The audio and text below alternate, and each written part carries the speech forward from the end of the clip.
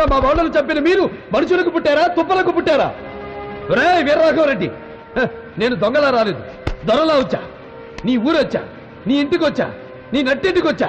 మీ అమ్మ నిజంగా నిన్ను రాయలసీమ గడ్డపై కనుంటే, నీ అబ్బ మడతాడు కట్టుంటే, నీ మూతి మీద నుండి మొరిచిన మీసం అయితే నన్ను చంపరా? రా! నా పేరులోనే సింహం ఉందిరా, దాన్ని రక్తపు జలుతో నిద్ర లేపారు. ఈ మీసంలో పగ తీర్చుకునే రోషం ఉంది, ఈ మీసంలో ఎదిరించిన వాడిని మట్టి గరిపించే రాజసం ఉంది. ఇక్కడే మీ అందరినీ తగలనకపోతే ఈ మీసం గొరిగించుకుంటాను రా.